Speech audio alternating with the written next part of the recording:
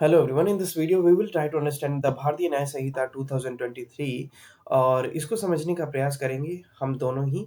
मैं भी आप भी जितना हो उतना मैं बता दूंगा। जितना आपको आता हो आप वो कमेंट में मेंशन कर दीजिएगा। हम एक जनरल डिस्कशन रखेंगे। अपार्ट फ्रॉम दैट जो कुछ अगर हमें समझ में नहीं आता है, जो मुझे समझ में नहीं आता है, तो उस पे रिसर्च वर्क किया जाएगा और फिर उसको समझाने का प्रयास किया जाएगा। तो इसी प्रकार हमारा भारतीय न्याय संहिता भी चलेगा। सो इसमें सबसे पहला सेक्शन है व्हाट सेक्शन 1 से short title commencement and application, यानी कि ये इसके नाम की बात करता है, इसके कमेंसमेंट यानी कि इसकी शुरुआत की बात करता है और एप्लीकेशन की कब एप्लीकेबल होता है ये जो एक्ट है स्पेशली। ठीक है, सेकंड में हमें डेफिनेशन देखने के लिए मिलेगा। थर्ड में हमें जनरल एक्सप्लेनेशन की जो बेसिक बातें हैं, जो जनरल टॉक्स है उसके बारे में वो जानने को मिलेगा। उसके बाद इसी के साथ चैप्टर 2 स्टार्ट हो जाता है जो कि पनिशमेंट से रिलेटेड है, जिसमें सेक्शन 4 बात करता है पनिशमेंट की, सेक्शन 5 बात करता है कम्यूटेशन ऑफ सेंटेंस की, यानी कि पनिशमेंट को कम करने की। सेक्शन 6 बात करता है fraction of terms of punishment की, यानी कि पनिशमेंट का जो टर्म है उसको फ्रैक्शन वाइज स्प्लिट करने की।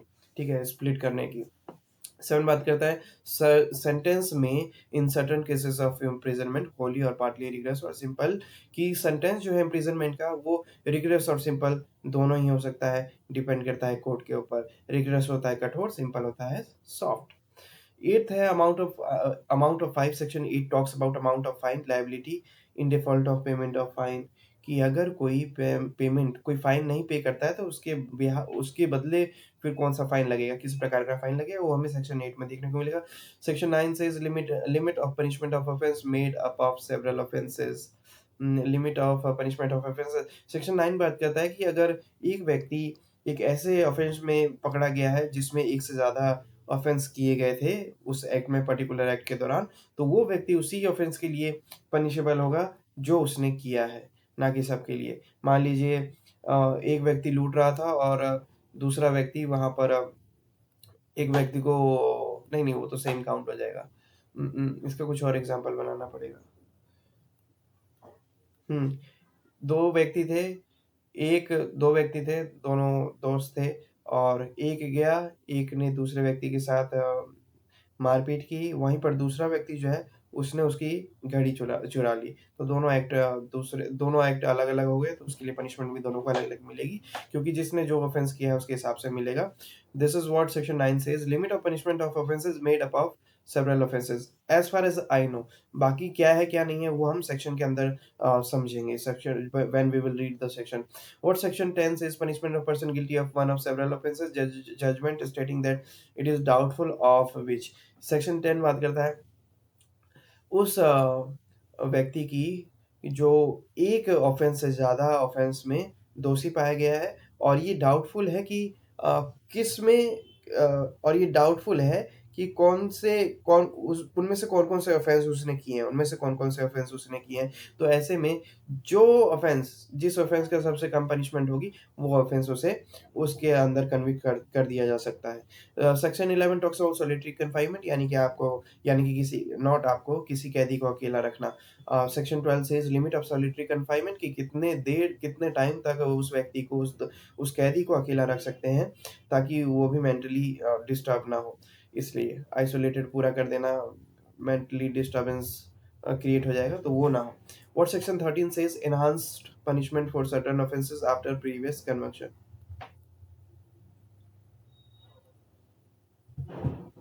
ये मुझे नहीं पता तो इसके बारे में कुछ कह नहीं सकता, लेकिन enhance as far as I know, ये आई कैन अंडरस्टैंड, ये बात कर रहा है पनिशमेंट बढ़ाने की ना।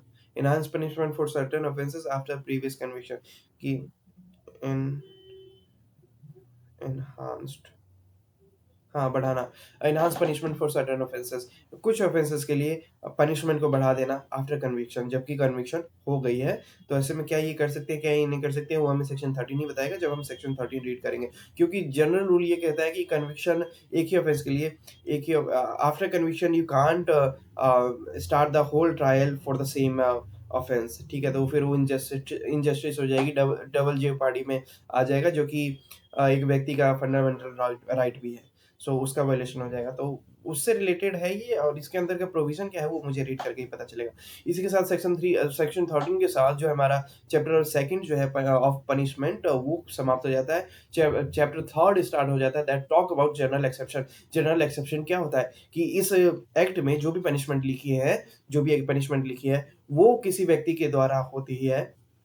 ये एक्ट जो एक्ट करने के लिए मना करती है दूसरे व्यक्ति को और वो एक्ट वो व्यक्ति कर देता है, तब भी उसे पनिशमेंट नहीं मिलेगी। इस एक्ट के अकॉर्डिंग जो-जो पनिशमेंट इसमें लिखी गई है, तो उस एक्ट से वो बच जाएँगे। तो वो कौन-कौन से एक्ट होंगे जिसमें वो बच जाएँगे? वो इसमें हमें चैप्टर 3 में देखने को मिलेगा। In which section 14 talks about act done by a person bound और by mistake of fact believing himself bound by law. एक व्यक्ति जो लॉ से बाध्य है, जो कानून से बाध्य है, जिसको लगता है कि वो कानून के नियमों का पालन करते हुए, कानून की रिस्पेक्ट करते हुए और एज़ एन ड्यूटी वो चीज़ कर रहा है और वैसे में उससे कोई गलती हो जाती है तो उसको पनिशमेंट नहीं मिलेगी। What section 15 says act of जज व्हेन एक्टिंग जुडिशली। कोई भी जज है जब वो जुडिशली वर्क कर रहे होंगे, ठीक है, अपने कोर्ट में, तो अगर वो मान लीजिए किसी को पनिशमेंट दे देते हैं और मान लीजिए फांसी का दे देते हैं तो फांसी का दिया तो वो व्यक्ति तो मर गया, जिसको फांसी होनी थी तो उसको फांसी लगी और वो व्यक्ति मर गया। तो we can't hold a trial against that जज कि उन्होंने उस व्यक्ति को मार दिया।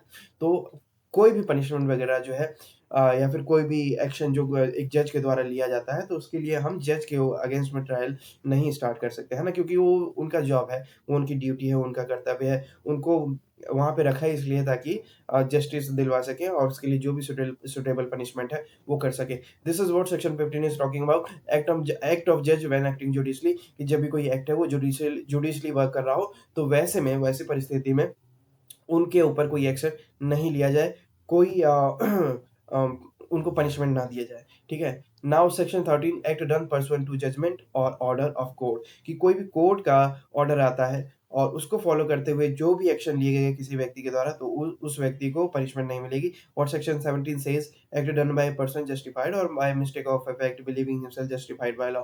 एक व्यक्ति जिसको ऐसा लगता है कि वो सही कर रहा है लेकिन एक्चुअल में वो गलत कर देता है, तो वैसी परिस्थिति में उसके ऊपर जो है उसके ऊपर जो है एक्शन तो ले लिया जा सकता है लेकिन पनिशमेंट उसको नहीं मिलेगी। वो अपवादों के द्वारा बच जाएगा, वो एक्सेप्शन के द्वारा बच जाएगा।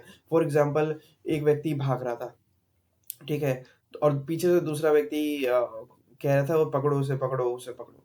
और यहाँ पे तीसरा व्यक्ति जो है वो ये देख रहा है कि एक व्यक्ति आगे भाग रहा है, एक पीछे है, तो उसको लगता है कि ये चोर है। अब ये चोर है तो चोर समझ के वो पकड़ लेता है। अब जैसे ही इसे पकड़ता है तो वो पीछे वाला व्यक्ति जो है आगे से चाकू मार देता है, ठीक है? जिस व्यक्ति को पकड़ा था तीसरे व्यक्ति ने। तो ये तो गलत हो गया, ठीक है? तो उस टाइम पे इसे लग रहा था कि वो व्यक्ति जो है चोर है क्योंकि वो चोर-चोर करके भाग रहा था, सर्कमस्टेंसेस ही ऐसे हैं। तो उसको ऐसा जस्टिफाइड लगा कि इस चोर को पकड़ना चाहिए, तो उसमें उसकी गलती नहीं थी ना तीसरे की। उसको इसके में नहीं डाल सकते ना कि तीसरा भी इसमें इन्वॉल्व था, उस तीसरे ने भी साथ में मर्डर किया है, तो उस चीज़ से वो बच जाएगा। This is just an example, situation कुछ अलग भी हो सकती है। So this was a section 17 act done by a person justified और by mistake of act believing himself justified by law कि एक व्यक्ति की अगर उसको लगता है कि जस्टिफाइड है और मिस्टेक ऑफ फैक्ट के कारण कि सुनने में कोई गलती हो गई या फिर लिखने में या फिर देखने में कोई भी मिस्टेक हो सकती है। तो वैसी परिस्थिति में उसने जो भी किया हो, उसकी इंटेंशन वैसी ना हो, उसने अच्छे के लिए किया हो लेकिन बुरा हो गया तो वैसी परिस्थिति में वो बच सकता है। What section 18 is talking about accident in doing a lawful act. जब भी कोई व्यक्ति सब कुछ देख-रेख के सब कुछ प्रॉपर वे में काम कर रहा हो और वैसी परिस्थिति में भी कोई एक्सीडेंट हो जाता है तो फिर उसके लिए भी उसको पनिशमेंट नहीं मिलेगी। फॉर एग्ज़ाम्पल बहुत ही अच्छे से एक आइसोलेटेड कमरे में एक व्यक्ति जो है ग्राइंडर से कुछ लोहा व वगैरह या फिर जो भी है काट रहा था। और कि ऑल ऑफ द सडन क्या हुआ कि 10 साल पुरानी दीवार थी, चारों तरफ से मजबूत थी। एक या फिर एक जगह दीमक लग गई और किसी को पता नहीं चला, अंदर-अंदर दीमक लग गया। यहाँ पे ग्राइंडर का ब्लेड उड़ा और ये दीवार पार करके किसी को लग गया, जिससे उसको नुकसान हो गया, जिससे उसको डैमेज पहुँचा। हर्ट हो गया, वो व्यक्ति जो है बाहर से जो जा रहा था उसके हाथ पे लगी, उसके खून निकलने लगा। तो वैसी परिस्थिति में ये जो व्यक्ति है इसने सब कुछ लॉफुली कर रहा था, अच्छे वे में कर रहा था, दीवार तो चारों तरफ से सही लग रही थी लेकिन फिर भी वो अंदर से दीमक लगा हुआ था, तो उसमें इसकी कोई गलती है ही नहीं, इसको पता ही नहीं था, इंटेंशनली ये चीज़ थी ही नहीं, तो इसके लिए इसको पनिशमेंट नहीं मिलनी चाहिए, जायज़ भी है। तो वैसी परिस्थिति में वो जो व्यक्ति है वो ब बच जाएगा।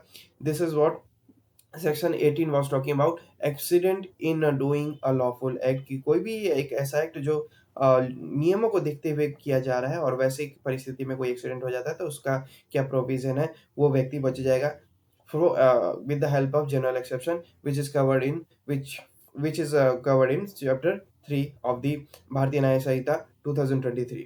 उसके बाद सेक्शन 19 है act likely to cause harm but done without criminal intent and to prevent other harm.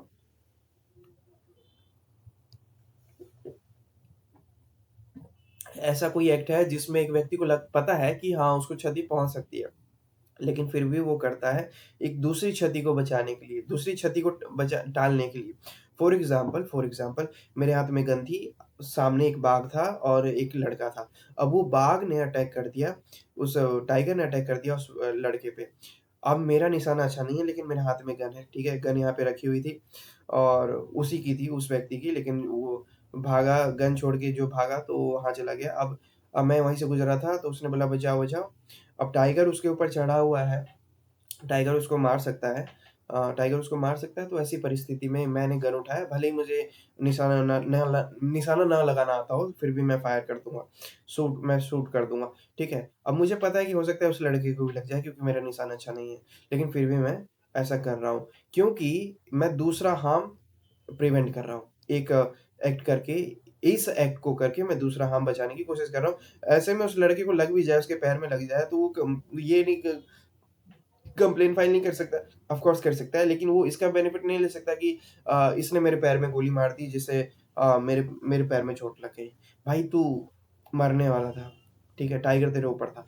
वैसे तो कोई भी दूसरे हार्म को बचाने के लिए जो कि ज़्यादा ग्रीवियस हो सकता है और एक ऐसा रिस्क लिया जाए उसको बचाने के लिए, तो वैसी परिस्थिति में वो जो व्यक्ति है उसको पनिशमेंट नहीं मिलेगी। फॉर एग्ज़ाम्पल एक महिला जो है वो छत से चौथी मंजिल से एक बच्चे को नीचे फेंकती है। अब हो सकता है कि नीचे जो लोग हैं नीचे जो लोग हैं उन्होंने चादर डाला हो और उस चादर पे बच्चा गिर के बच भी जाए, और हो सकता है कि चादर वो ढंग से मैनेज ना कर पाए और बच्चा ज़मीन से टकरा के मर जाए। दोनों परिस्थिति है, बच भी जाए, मर भी जाए। लेकिन महिला फेंकती क्यों है? क्योंकि बिल्डिंग में आग लग चुकी होती है। तो वैसे में वो रिस्क लेती है उस बच्चे के साथ उसको बचाने के लिए, to prevent harm, other harm by this by doing this act, ठीक है? तो एक हार्म को बचाने के लिए अगर दूसरा हार्म हो जाता है, ठीक है? और बचाने के केस में, तो उसके लिए वो व्यक्ति जो है वो पनिशमेंट उसको नहीं मिलेगी। This is what section 19 is talking about.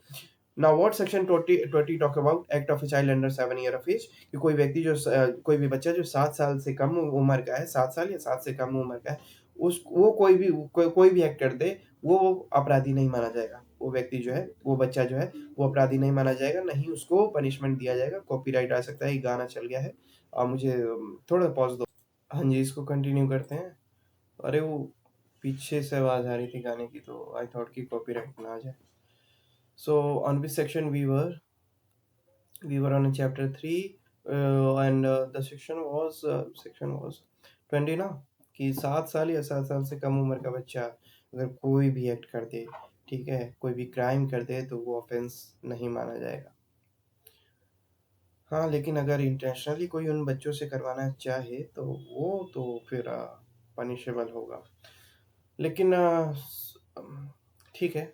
Now see what section 21 says. Act of a child above 7 and under 12 years of age of immature understanding.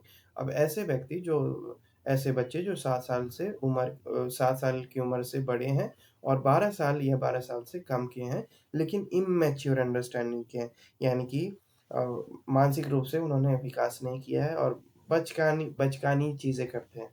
बच्चे तो हैं ही, लेकिन जो उनको समझ नहीं है। वैसे व्यक्ति के द्वारा भी कोई अगर ऑफ़ेंस होता है तो उसको ऑफ़ेंस मतलब उसके लिए बच्चों को जो है पनिशमेंट नहीं मिलेगी। अ, उसके बाद है section 21 act of a child above 7 and under 12 years of age of immature understanding, ये तो हो गया। लेकिन वहीं पे अगर 7 से 12 का अगर कोई बच्चा है जिसको मैच्योर अंडरस्टैंडिंग है, यानी कि उसको पता है कि वो क्या कर रहा है, तो ऐसे में परिस्थिति थोड़ी अलग होगी, डिफरेंट होगी। Now see what section 22 says act of a person of unsound mind, कोई भी ऐसा व्यक्ति जो मानसिक रूप से ठीक नहीं है, उसके द्वारा कोई एक्ट किया गया, कोई क्राइम किया गया, तो वो ऑफेंस नहीं माना जाएगा। फॉर एग्जाम्पल एक पागल जा रहा था और एक सभ्य व्यक्ति वहीं से गुजर रहा था, तो पागल ने क्या किया, पागल के हाथ में पत्थर था, उसने सभ्य व्यक्ति के सर पे दे मारा। तो वैसे में उस पागल व्यक्ति के ऊपर भले ही एक्शन हो, लेकिन उसको पनिशमेंट नहीं मिलेगी क्योंकि वो जनरल एक्सेप्शन में आ जाएगा, लेकिन उसको आइसोलेशन वगैरह में भेज दिया जाएगा, ठीक है? वो सारी चीज़ें की जाएगी, लेकिन जेल में नहीं भेजा जाएगा, ठीक है? तो जेल में अगर जाता है तो बाकी लोगों को भी दिक्कत हो जाएगी। Now see what section 23 says act of a person incapable of judgment by reason of intoxication caused against his will। किसी व्यक्ति को जबरदस्ती नशा वशा करके, नशा वशा करवा के, इंटॉक्सिकेट करवा के, यानी कि कॉन्शियसली हो गया गॉन, ठीक है, अनकॉन्शियस हो गया, ठीक है, अचैतन्य हो गया, तो ऐसी परिस्थिति में अगर कोई भी एक्ट होता है उस व्यक्ति के द्वारा जो अनकॉन्शियस हो गया है, तो वो ऑफेंस नहीं माना जाएगा। लेकिन अनकॉन्शियस तब जब उसको फोर्सफुली कुछ करवाएगा। मान लो मैं किसी व्यक्ति ने उसको इंजेक्ट कर दिया, ठीक है, और वो इंजेक्ट करके उसके कान में कुछ बोला कि जा उसको मार दे, और वो ऐसा करता भी है कि नाइफ मार देता है, चाकू मार देता है। तो ऐसी परिस्थिति में वो जो व्यक्ति है जो इंटॉक्सिकेट हुआ था, उसको पनिशमेंट नहीं मिलेगा, लेकिन जिसने इंटॉक्सिकेट किया था उसको पनिशमेंट मिलेगा, ठीक है? तो सेक्शन 23 में वो व्यक्ति भी बच जाते हैं। Now see what section 24 says offence requiring a particular intent और knowledge committed by one who is intoxicated. तो वहीं पे एक व्यक्ति ऐसा है जो नशा करता है और तब जाके कोई नशा जानबूझ के करता है और तब जाके कोई क्राइम करता है, तो वो तो पनिशेबल होगा, वो नहीं बच सकता है। और इन केस नशा नशा जानबूझ के नहीं करता है तो वो सेक्शन 23 में फॉल कर जाएगा। और इनकेस सेक्शन और इन केस नशा जानबूझ के करता है ऑफेंस करने के लिए, तो वो सेक्शन 24 में फॉल कर जाएगा। Now see section 25 act not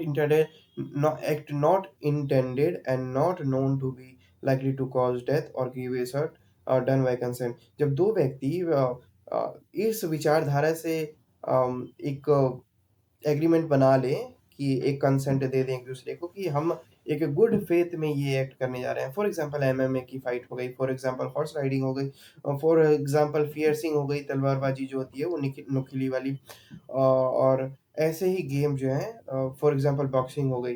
तो इसमें कंसेंट दोनों व्यक्ति एक दूसरे को देते हैं, और वैसी परिस्थिति में मान लो नॉकआउट से या फिर उसी फाइट से कुछ ऐसा हो कि दूसरे वाले व्यक्ति की अ, असामयिक मृत्यु हो जाए, तो वो बच जाएगा जो दूसरा व्यक्ति है, क्योंकि एक कंसेंट दोनों का दिया हुआ था और इंटेंशन भी नहीं थी कि जान से मारने की या फिर ऐसा नुकसान है ग्रीवियस हर्ट कि पैर हाथ सब तोड़ दो, दांत वात सब झाड़ दो, तो वो इंटेंशन भी नहीं थी।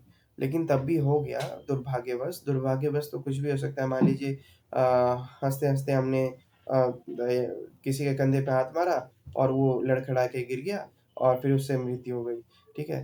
तो वो भी हो सकता है। तो उन सब चीज़ों को हम नहीं ले सकते ना। हालाँकि ये चीज़ जो है ये इसमें काउंट नहीं होगी। ये बस ये कह रहा है कि कंसेंट के द्वारा अगर कोई एक्ट किया जा रहा है, 2 व्यक्ति द्वारा, एक से अधिक व्यक्ति जो द्वारा, और वैसी परिस्थिति में वो जो व्यक्ति है, किसी भी व्यक्ति को या तो उसकी मृत्यु हो जाती है या फिर ग्रीवियस हर्ट यानी कि ज़रूरत से ज़्यादा क्षति, गहरी क्षति पहुँचती है, तो वैसी परिस्थिति में उस व्यक्ति को जो है पनिशमेंट नहीं मिलेगी, वो बच जाएगा। पनिशमेंट हो सकता है, देखो मैं इन सब में कह रहा हूँ कि पनिशमेंट ना मिले, लेकिन हो सकता है कि उसको छोटा-मोटा पनिशमेंट मिल भी जाए। तो ऐसा नहीं है कि 100% वो बच ही जाएगा। हो सकता है, चांसेस हैं कि उसको पनिशमेंट कंपैरेटिवली कम मिले, एक्चुअल में जितना है उससे काफ़ी कम मिले या फिर कम मिले, ऐसा हो सकता है। Now see what section 26 says act not intended to cause death done by consent in good faith for person's benefit. व्यक्ति की इंटेंशन नहीं थी दूसरे व्यक्ति को मारने की, और गुड फेथ में यानी कि उसकी भलाई के लिए ही वो चीज़ किया जा रहा था, और वैसी परिस्थिति में दूसरे व्यक्ति की भलाई के लिए वो चीज़ किया जा रहा था, वैसे परिस्थिति में दूसरे व्यक्ति की अगर मृत्यु भी हो जाती है, तो जो व्यक्ति है दूसरा वाला, मतलब पहला वाला, वो बच जाएगा, ठीक है? फॉर एग्ज़ाम्पल एक डॉक्टर है, तो कंसेंट कंसेंट से ही वो मान मान लीजिए किसी व्यक्ति को ब्रेन ट्यूमर है। उस ऑपरेशन के दौरान वो व्यक्ति मर भी सकता है और बच भी सकता है। बच गया तो ब्रेन ट्यूमर निकला तो बच जाएगा और सक्सेसफुल नहीं निकला तो मर जाएगा, ठीक है? हार्ट ट्रांसप्लांट है, ठीक है? और भी कोई भी ऑपरेशन हो सकता है, ठीक है? तो वो स्टोन का ऑपरेशन है तो बच भी जाएगा और मर भी जाएगा, ठीक है? दोनों पॉसिबिलिटीज़ हैं। अब डॉक्टर तो गुड फेथ में ही ऑपरेशन करता है ना, डॉक्टर तो गुड फेथ में ही वो स्टिचेज़ मतलब वो कट लगाता है, ठीक है? फिर स्टिच करता है, तो ताकि उस व्यक्ति का भला हो जाए। तो वैसी परिस्थिति में अगर कुछ अनहोनी हो जाती है, कोई घटना हो जाती है, दूसरे व्यक्ति की मृत्यु हो जाती है, तो उसके लिए डॉक्टर अगर नेग्लिजेंस नहीं है तो फिर लायबल नहीं होगा। This was section 26।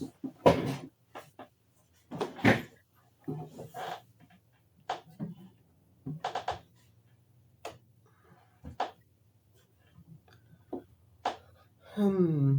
Section 27 says act done in good faith for benefit of a child or person of unsound mind by consent of guardian.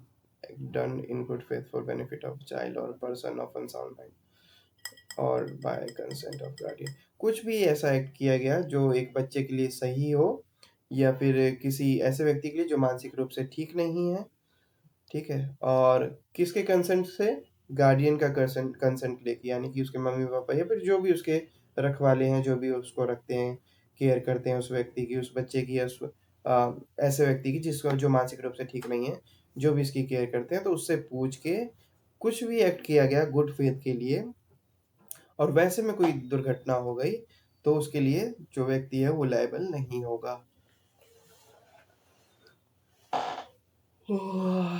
ठीक है।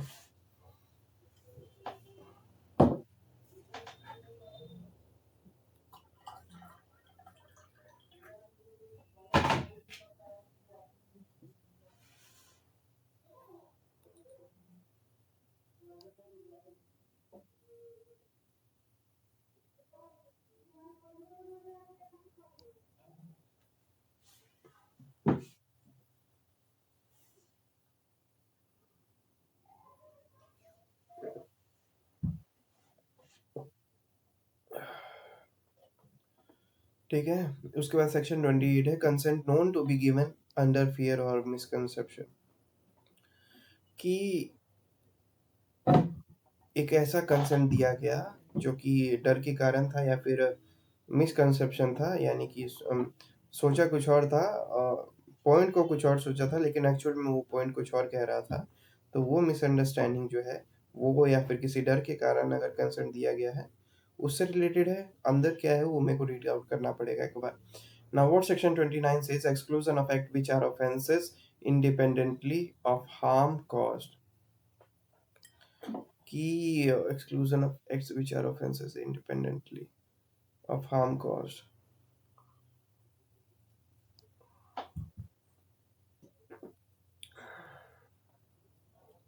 What section 29 is about?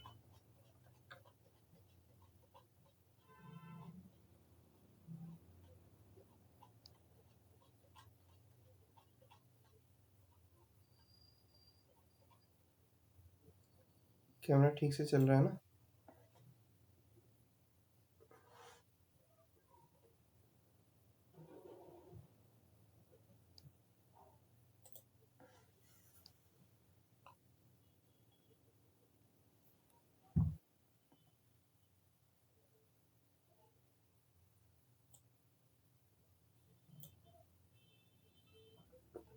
Twenty nine.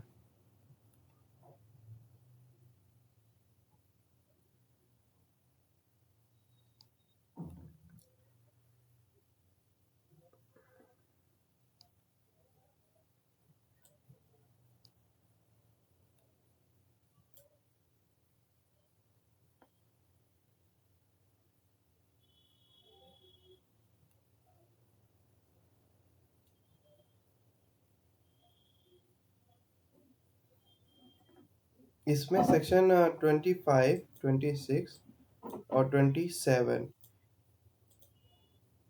ये जो sections है ये बात करते हैं कि कंसेंट की, ठीक है? लेकिन वहीं पर एक ऐसा कंसेंट है जिसका जो सोल है, जिसका जो बेस है वही करप्टेड है। यानी कि माने फॉर एग्ज़ाम्पल यहाँ पे गार्डियन का कंसेंट चाहिए ना सेक्शन 27 में। अब गार्डियन कहता है कि एक व्यक्ति जो है उसको मार दो, ठीक है? वो जो व्यक्ति है, जो बच्चा है, उसको हार्ट इश्यू है। गार्डियन कहता है कि उसको मार दो। लोगों को लगता है, उस व्यक्ति को लगता है कि उसके गुड फेथ के लिए, उस बच्चे के गुड फेथ के लिए उस व्यक्ति को, बच्चे को मार मार देना चाहिए। तो वो एक्सेप्शन, भले ही कंसेंट मिला हो और भले ही गुड फेथ के लिए किया हो बच्चे के, हालांकि कुछ गुड फेथ था नहीं, क्योंकि heart treatment, heart operation, surgeries, सारी फैसिलिटीज हैं इंडिया में। तो भले ही इंटेंशन वैसी रही हो, लेकिन वो सारी चीज़ें जो हैं वो इस एक्सेप्शन में उसका बेनिफिट नहीं ले सकते कि बच्चे की भलाई के लिए हमने ऐसा किया, या वो जो व्यक्ति है जो अनसाउंड माइंड है, जो मानसिक रूप से ठीक नहीं है, उसकी भलाई के लिए हमने ये सब किया, तो उसका बेनिफिट हम उसका इन तीनों सेक्शन का हम मिसयूज नहीं कर सकते। That this is what basically it is talking about in section 28, नहीं नहीं, इन सेक्शन 29, ठीक है? कि सेक्शन 25, 26 और 27 का मिसयूज हम नहीं कर सकते as per section 29 exclusion of act which are offenses independently of harm cause। For example miscarriage है, मिसकैरेज जो है खुद में एक ऑफेंस है, और वो भले ही उसमें गार्डियन का कंसेंट हो, लेकिन वो जो है काउंट नहीं होगा, एक्सक्लूजन में, एक्सेप्शन में नहीं आएगा वो, ठीक है? So this was section 29। Now see what section 30 is, act done in good faith for benefit of a person without consent, act done in good faith, यानी कि एक ऐसा कार्य किया गया एक दूसरे व्यक्ति की भलाई के लिए, for benefit of a person without consent, दूसरे व्यक्ति की भलाई के लिए, लेकिन बिना उससे पूछे। ऐसा क्या हो सकता है? ऐसा ये हो सकता है कि एक व्यक्ति का एक्सीडेंट हो गया था, तो दूसरा व्यक्ति वहां से जा रहा था, तो दूसरे व्यक्ति ने क्या किया, उसको उठाया, मोटरसाइकिल पे रखा और हॉस्पिटल ले गया, ठीक है? तो जो व्यक्ति, क्योंकि जो दूसरा व्यक्ति था जिसका एक्सीडेंट हुआ था वो बेहोश हो रखा था, तो वहां पर उसका कंसेंट नहीं लिया।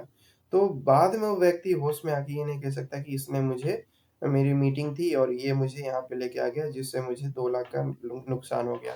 तो वैसी चीज वो नहीं कह सकता, ठीक है? कि वहां पे भले ही कंसेंट ना हो, लेकिन गुड फेथ में किया ना भाई, भला बचाने के लिए ही तो किया। तो वैसी परिस्थिति में कुछ भी गुड फेथ में किया गया हो और without consent of that person, तो वो उसके लिए पनिशमेंट नहीं मिलेगी। This is what section 30 is talking about.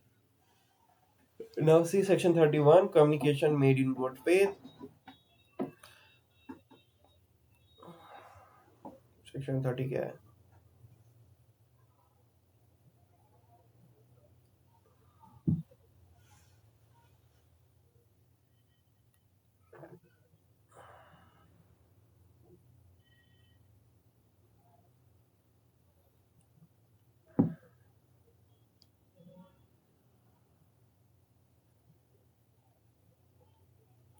Section act done in good faith for benefit of person,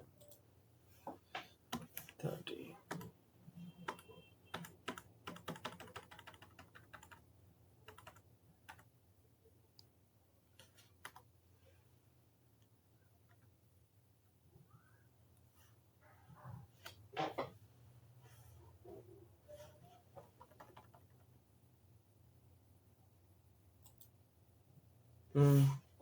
Nothing is an offense by reason of any harm which it may cause to a person for whose benefit it is done in good faith, even without that person's consent, if the circumstances are such that it is impossible for that person to signify consent, or if that person is incapable of giving consent,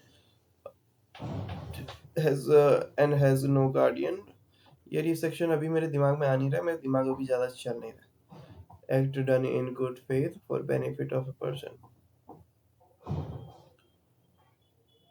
ये मैंने बता तो दिया है यार, ये section तो already बता दिया, ये था ना, वो तो मैंने बता दिया। सेक्शन 31 था, communication made in good faith. No communication made in good faith is an offence by reason of any harm to the person to whom it is made if it is made for the benefit of that person। अच्छा अच्छा अच्छा अच्छा अच्छा, समझ गया समझ गया समझ गया। मान लीजिए कम्युनिकेशन के द्वारा, वार्तालाप के द्वारा आपने एक व्यक्ति को कुछ ऐसा बोला जिससे सुन के उसकी मृत्यु हो गई, तो वैसे में उसके परिवारजन जो हैं वो कंप्लेन नहीं कर सकते कि अरे इसने ऐसा बोल दिया इसलिए उसकी मृत्यु हो गई। इसमें एग्जाम्पल दिया गया है, डॉक्टर एक व्यक्ति को, पेशेंट को बताता है कि आप 6 महीने के ही मेहमान हैं क्योंकि आपको ये इशू है। अब वो सुन के उसी टाइम मर जाता है। घर वाले उसको फिर एफआईआर कर देते हैं कि भाई ये देखो इसने ऐसा बोला, जिसको सुन के मेरे जो रिलेटिव है उसको हार्ट अटैक आ गया। तो communication made in good faith कि वो just because he was trying to make that person aware, ठीक है, एक फैक्ट्स बता रहा था और काफी समझबूझ में एक सही तरीके से। तो वैसी परिस्थिति में अगर कोई मिसहैपनिंग हो भी जाती है तो उसके लिए पनिशमेंट नहीं मिलेगी। This is what section 31 is talking about. Now see section 32 act to which a person is compelled by threat। किसी व्यक्ति के द्वारा धमका के उससे वो काम करवाया गया तो उस व्यक्ति को पनिशमेंट नहीं मिलनी चाहिए, ना ही मिलेगी। फॉर एग्जाम्पल एक चाबी वाला जा रहा था रात के 10 बजे, ठीक है, अपने दुकान से घर, जो चाबी बनाता है, तो वो अपने दुकान से घर जा रहा था। बीच में लुटेरों ने उसको पकड़ लिया, बोला कि भाई अब इसका ताला तोड़, वरना आज तू घर नहीं पहुंच पाएगा, आज ही तेरा काम खत्म कर देंगे। तो भाई वो डर के मारे कर देता है, थ्रेट के कारण कर देता है वो।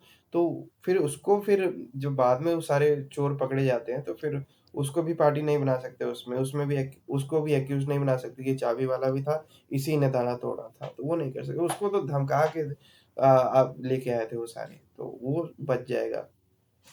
किसके थ्रू? सेक्शन 32 के through, which comes in chapter 3, that is general exception. Now see section 33 act causing slight harm. छोटी मोटी चीजें जो हैं, बहुत ही तुच्छी पुच्छी चीजें हैं। फॉर एग्जाम्पल मैं मार्केट में चल रहा था, किसी ने मेरे जूते पे, पॉलिश शूज पे पैर रख दिया अपना। अब मेरी उंगलियां थोड़ी दब गई और भीड़ था ही, तो जूते भी गंदे हो गए और उंगलियां भी दब गई। अब उसके लिए मैं उस पर एफआईआर थोड़ी कर सकता हूँ कि भाई जूता मेरा गंदा कर दिया, मेरी उंगलियों को हर्ट कर दिया इसने, ठीक है। तो वो छोटी-मोटी जो स्लाइट हार्म चीज़ें हैं, उसको अगर इग्नोर किया जा सकता है, जो कोई भी एक सभ्य व्यक्ति करेगा, तो वो जो है उसका, तो वैसी परिस्थिति में उसके लिए पनिशमेंट नहीं मिलेगी उस व्यक्ति को, ना ही कंप्लेन करना चाहिए। छोटी-छोटी, बिल्कुल छोटी-छोटी, थोड़ी बड़ी है, मान लीजिए पैर की उँगली सूज गई आपकी, 20 दिन, 1 हफ्ते तक सूज गई, आप जा ही नहीं पाए, ऑफ़िस ही नहीं जा पाए, तो ऐसी परिस्थिति अलग है। लेकिन हल्का-सा गंदा हो गया, लग गया तो ठीक है।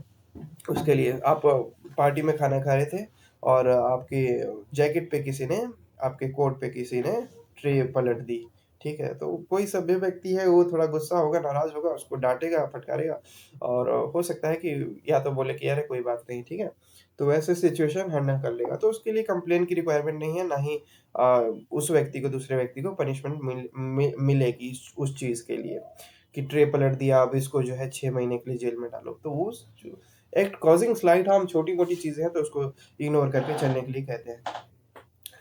Now section 34 things done in private defence. कोई भी ऐसी चीज़ जो प्राइवेट डिफेंस में की गई हो खुद को बचाने के लिए, वो ऑफेंस की कैटेगरी में नहीं आएगा। Section 35 right of private defence of body end of property. अपनी बॉडी को बचाने का अधिकार है, अपनी प्रॉपर्टी को बचाने का अधिकार है। वैसी परिस्थिति में कोई उसको छीनने का, लूटने का, कोई भी डैमेज करने का, नुकसान पहुँचाने का प्रयास करता है, तो खुद को बचाने का और खुद की संपत्ति बचाने का अधिकार हमारे पास है, जो कि हमें सेक्शन 35 देता है। और ये बताता है कि उसके द्वारा अगर कोई एक्ट अगर किया गया तो पनिशेबल नहीं होंगे। ठीक है, सेक्शन 35 तक हो गया, उसको 50 तक कर दिया जाए क्या? ठीक है, 50 तक करते हैं। Section 36 right of private defence against act of a person of unsound mind etcetera. कोई भी ऐसा व्यक्ति है जो मानसिक रूप से ठीक नहीं है और वो आप पे अटैक करने जा रहा है और वैसी परिस्थिति में आप खुद खुद का बचाव करें, तो वो कुछ कहीं से भी गलत नहीं है, वैसा किया जा सकता है और उसका बेनिफिट जो है हमें सेक्शन 36 के थ्रू मिल जाएगा। What section 37 says act against which there is no right of private defence. Act against which there is no right of private defence. कुछ ऐसे एक्ट्स भी हैं जिसके अगेंस्ट में हमारे पास प्राइवेट डिफेंस के राइट नहीं है। फॉर एग्ज़ाम्पल वो जो दूसरे वाला व्यक्ति है हमें चाँटा मारना चाहता था। अब हम अपने प्राइवेट डिफेंस के लिए उसको गोली मार दें, ठीक है? तो वो चाँटा मार रहा है, हम गोली मार रहे हैं तो फ़र्क हो गया ना, ये बहुत ज़्यादा वो 19-20 का नहीं 19 लाख का फ़र्क हो गया, तो वो चीज़ नहीं कर सकते हैं। हुँ। ठीक है, ये हो गया। Section 38 when right of private defence of body extends to causing death. When right of private defence of body extend to causing death. जब कहाँ ये सेक्शन 38 बता रहा है कि आप कब ऐसी परिस्थिति बन जाए जब दूसरे व्यक्ति का है मृत्यु भी हो जाए तो आपको लायबल ना माना जाए उस हिसाब का।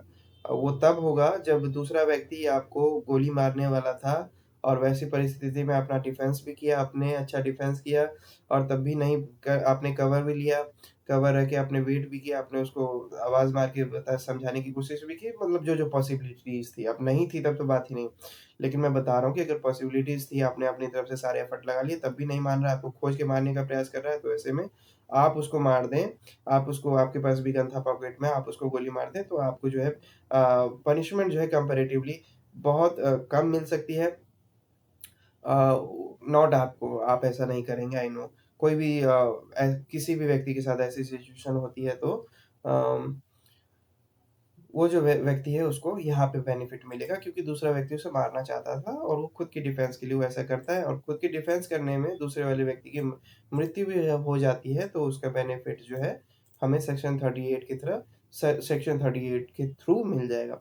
और section 39 says when such rights extend to causing any harm other than death. और कब ये बताता है कि कब डेथ नहीं कर सकते, किसी व्यक्ति की मृत्यु नहीं कर सकते, लेकिन मृत्यु से कम अगर कुछ है, मान लीजिए ग्रीवियस हार्ट है वो कर सकते हैं। सो सेक्शन 39 उसकी बात कर रहा है। सेक्शन 40 बात कर रहा है commencement and continuation of right of private defence of body. अब ये सेक्शन 40 बात कर रहा है कि कब से प्रारंभ होगा, कब समाप्त होगा आपका ये right of private defence of body. तो जब तक खतरा आपको महसूस होगा, जब तक खतरा टल नहीं जाएगा, जब खतरा प्रारंभ हुआ और जब खतरा टल गया, तब तक right to private defence of body हमारे पास रहेगी। और section 41 says when right of private defence of property extend to causing death. अभी बात कर रहा है कि राइट ऑफ प्रॉपर्टी, कोई प्रॉपर्टी है वो, मान लीजिए आपके पास बहुत महंगी बहुत प्रीशियस चीज़ है, कुछ भी हो कोई भी प्रॉपर्टी। अब वो बचाने के लिए, अगर वो बचाने की सिचुएशन में किसी व्यक्ति की मृत्यु हो जाती है तो उसका बेनिफिट जो है हमें सेक्शन 41 के थ्रू मिलता है। 41 है ना, body right to private defence of property extend to causing 41 में मिलता है। ठीक है कि जब प्रॉपर्टी पे बात आ जाए और वैसी परिस्थिति में किसी व्यक्ति को उसको उस प्रॉपर्टी को बचाने में किसी व्यक्ति की मृत्यु भी हो जाए तो उसका बेनिफिट जो है वो मिलेगा अंडर सेक्शन 41, कंपैरेटिवली कम पनिशमेंट या फिर zero punishment. What section 42 says when such right extend to causing any harm other than death। अब ऐसी परिस्थिति जहाँ पर आप अपनी प्रॉपर्टी बचाने के लिए किसी व्यक्ति की मृत्यु नहीं कर रहे हैं लेकिन उससे कम ग्रीवियस हर्ट हो गया, वैसी सिचुएशन क्रिएट हो गई तो आपने किया है तो उसका बेनिफिट सेक्शन 42 में मिलता है अपवाद के तौर पे। Section 43 commencement and continuation of right of private defence of property. अब ये right to private defence of property कब तक रहेगा, कब शुरुआत होगी इसके और कब तक चलेगा और कब समाप्त होगा, ये हमें सेक्शन 43 में मिलेगा। तो कोई भी लुटेरे हैं, 4-5 लुटेरे आपके घर में घुस गए तो आपकी right of private defence of property start हो जाएगी और वैसी परिस्थिति में डिफेंस किया जा सकता है। This was section 43. Now section 44, right of private defense against deadly assault when there is a risk of harm to innocent person।